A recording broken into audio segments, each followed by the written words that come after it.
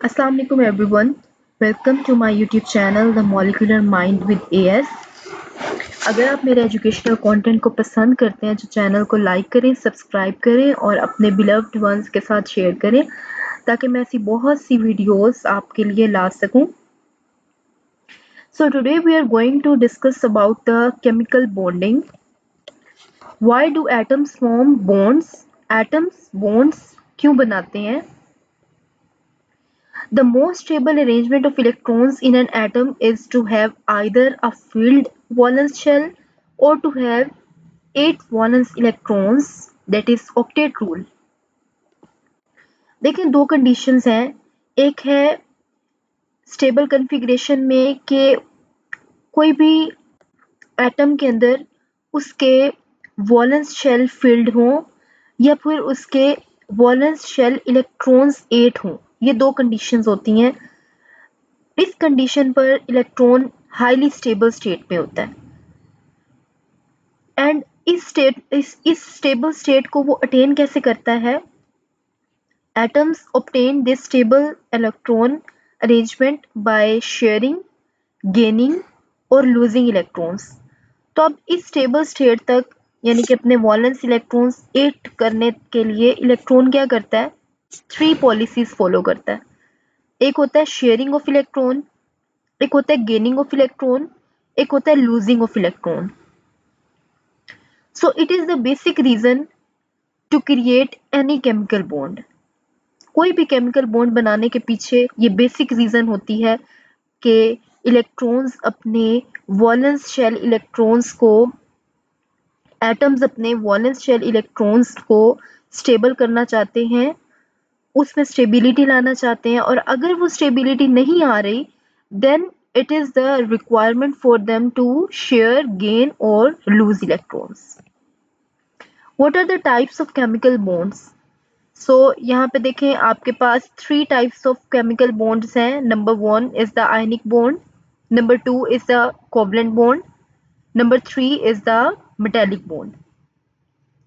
The type of bond formed depends on the ionization energy and electronegativity of the atoms involved. अब यहाँ पे देखें ये 2 terms introduce हो रही हैं. एक ionization energy है and next one is the electronegativity. तो what is ionization energy? Ionization energy एक ऐसी एनर्जी होती है जिसके थ्रू कोई भी इलेक्ट्रॉन रिमूव किया जाता है अपने वैलेंस शेल से. So the energy which is required to remove one valence electron is called ionization energy. Mostly अगर आप मेटल्स को देखेंगे तो मेटल्स की आयनाइजेशन एनर्जीज लो होती हैं, ठीक है, जबकि अगर आप नॉन मेटल्स को देखेंगे non metals have high ionisation energies. Next one is electronegativity. What is electronegativity? Measure of the tendency for an atom to steal an electron from another atom within a chemical bond. यहाँ पे देखें ये term steel use की है. आप ये भी कह सकते हैं कि कोई भी एटम जिसके अंदर ये टेंडेंसी हो कि वो दूसरे एटम से उसका इलेक्ट्रॉन ले सके उसको कहते हैं इलेक्ट्रोनेगेटिविटी. तो अगर आप बॉन्ड बना रहे हैं, कोई भी बॉन्ड बनाने के लिए आपको आयनाइजेशन एनर्जी और इलेक्ट्रोनेगेटिविटी की डेफिनेशन आनी चाहिए. अब यहाँ पे देखें इलेक्ट्रोनेगेटिविटी देखें तो मेटल्स की इलेक्ट्रोनेगेटिविटीज लो होती हैं एज लो आयनाइजेशन एनर्जी. देखें मेटल्स की आयनाइजेशन एनर्जी भी लो है, इलेक्ट्रोनेगेटिविटीज भी लो हैं, जबकि नॉन मेटल्स की इलेक्ट्रोनेगेटिविटीज हाई है और नॉन मेटल्स की आयनाइजेशन एनर्जीज भी हाई हैं. यहाँ पे देखिए आप पीरियोडिक टेबल. इस पीरियोडिक टेबल में आप देख रहे हैं कि यहाँ पे राइट साइड पे लेफ्ट से राइट हम जा रहे हैं तो इलेक्ट्रो नेगेटिविटी इंक्रीज हो रही है. देखिए लेफ्ट साइड पे आपके पास मेटल्स आ रही हैं, ये lithium, sodium, potassium, rubidium, caesium, इनकी इलेक्ट्रोनेगेटिविटीज कम है. जबकि देखिए राइट साइड पे आपके पास फ्लोरीन, क्लोरीन, ब्रोमीन आ रही है. देखिए फ्लोरीन, ब्रोमीन आपको पता है हैलोजेंस की इलेक्ट्रोनेगेटिविटी ज्यादा होती है. तो ये left to right electronegativity increase कर रही है,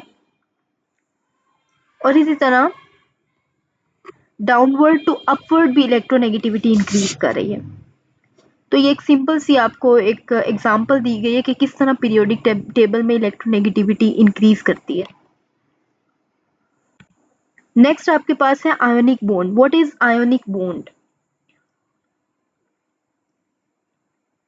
देखें, जब भी कोई एटम जिसकी इलेक्ट्रोनेगेटिविटी ज्यादा होती है उसको एक ऐसे एटम के साथ रखा जाए जिसकी आयनाइजेशन एनर्जी लो होती है, तो क्या होता है कि जिस जिस एटम की इलेक्ट्रोनेगेटिविटी हाई होगी उसके अंदर ये टेंडेंसी होगी कि वो लो आयनाइजेशन एनर्जी वाले एटम का इलेक्ट्रॉन अपनी तरफ खींच लेगा।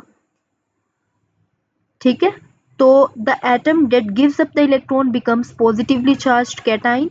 तो ऐसा एटम जो अपना इलेक्ट्रॉन दे देता है तो वो पॉजिटिवली चार्ज बन जाता है जिसको हम कैटाइन कहते हैं, और ऐसा एटम जो इलेक्ट्रॉन ले लेता है वो नेगेटिवली चार्ज आयन बन जाता है जिसको हम एनाइन कहते हैं। So an ionic bond is the electrostatic attraction formed between the oppositely charged cation and anion. अब यहाँ पे देखें, हम यहाँ पे पढ़ रहे थे आयनिक बॉन्ड में कि एक एटम जिसकी इलेक्ट्रोनेगेटिविटी हाई है और दूसरा एटम जिसकी आयनाइजेशन एनर्जी लो है। तो हाई इलेक्ट्रोनेगेटिविटी वाला अपनी तरफ इलेक्ट्रॉन खींच लेगा, तो जो इलेक्ट्रॉन अपनी तरफ खींचेगा वो क्या बन जाएगा? एनाइन बन जाएगा। जो जिससे वो इलेक्ट्रॉन लेगा वो स्पीशी इलेक्ट्रॉन डेफिशिएंट होगी, वो बन जाएगा कैटाइन। अब यहाँ पे देखें कि this electron transfer can only occur if the first atom has high electronegativity.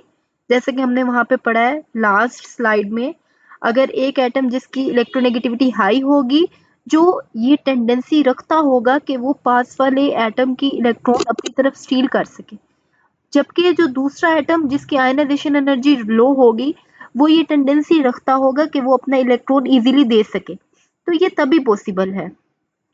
दो कंडीशंस आयनिक बॉन्ड बनाने के लिए, two conditions are very important, that first atom should have electronegativity high and second atom should have ionization energy low. Thus this electron transfer typically occurs between a metal and a non-metal. आपको last slides में बताया था कि metals की ionization energy low होती है जबकि non metals की इलेक्ट्रोनेगेटिविटी हाई होती है। तो जब ये कंडीशन होगी तभी एक आयनिक बॉन्ड बनेगा। अब यहाँ पे देखें, एक आपके पास मेटल है लेट्स सपोज जिसकी आयनाइजेशन एनर्जी लो है, ये अपना इलेक्ट्रॉन अपना वैलेंस इलेक्ट्रॉन दे देता है नॉन मेटल को जिसकी इलेक्ट्रोनेगेटिविटी हाई है। देखिए ये भी वो इलेक्ट्रॉन ले चुका है। तो देखिए जिसने इलेक्ट्रॉन दिया था, ये फर्स्ट वाला जो है, ये पॉजिटिव स्पीशी। केमिस्ट्री के अंदर जो स्पीशी अपना इलेक्ट्रॉन दे देती है वो इलेक्ट्रॉन डेफिशिएंट बन जाती है, तो उस पर पॉजिटिव चार्ज आ जाता है जिसको हम कैटाइन कहते हैं। और केमिस्ट्री में जो स्पीशी इलेक्ट्रॉन एक्सेप्ट कर लेती है वो इलेक्ट्रॉन एफिशिएंट स्पीशी बन जाती है, उसमें इलेक्ट्रॉन एक्स्ट्रा आ जाते हैं, तो उसको हम एनाइन कहते हैं। तो oppositely charged cation and anion attract and the ionic bond is formed. तो आयोनिक बॉन्ड की समरी देखें क्या होती है कि an ionic bond electrostatic force of attraction है, ये कैटाइन और एनाइन में बनती है। और कैटाइन और एनाइन कैसे बनते हैं? जब नॉन मेटल की हाई इलेक्ट्रोनेगेटिविटी हो, वो इलेक्ट्रॉन स्टील कर सके मेटल से जिसकी लो आयनाइजेशन एनर्जी, एंड इस तरह this transfer of electrons give each atom a filled valence shell stable octet of electron. इस तरह एटम्स अपनी स्टेबिलिटी अटेन कर लेते हैं। नेक्स्ट है कि आयंस आयोनिक कंपाउंड के अंदर अरेंज कैसे किए जाते हैं। तो ionic compounds do not form individual molecules composed of just 2 or 3 atoms. Ionic compounds are composed of literally billions of cations and anions electrostatically attracted to each other. देखिए ionic compounds cations और anions से बने होते हैं और वो billions की तादाद में होते हैं और वो इलेक्ट्रोस्टैटिकली एक दूसरे की तरफ अट्रैक्टेड होते हैं। तो the empirical formula for an ionic compound is simplest ratio. आपको एम्पिरिकल फार्मूला की वीडियो मिल जाएगी, आप वीडियोस में देखेंगे तो एम्पिरिकल फार्मूला को मैंने बहुत ही डिटेल से एक्सप्लेन किया है। It is the simplest ratio of the cations to anions in the compound. NaCl का देखें एम्पिरिकल Na1 एंड Cl1, तो वो क्या बनाता है, वो क्रिस्टल लैटिस बनाते हैं। तो यहाँ पे देखें the regular repeating arrangement of ions in an ionic compound is called, जो देखें बिलियंस ऑफ कैटाइंस और एनाइंस जो है वो मिलकर क्या बनाते हैं, क्रिस्टल लैटिस बनाते हैं, जैसे कि NaCl का क्रिस्टल लैटिस आपको शो किया गया। तो आई होप ये आयनिक बॉन्ड आपके पास क्लियर हो गई है यहाँ पे, इसमें कोई मज़ीद आपको प्रॉब्लम नहीं रही है। तो नेक्स्ट लेक्चर में हम इंशाल्लाह रिमेनिंग बॉन्ड्स डिस्कस करेंगे। तो टिल देन, अल्लाह हाफिज़, थैंक यू।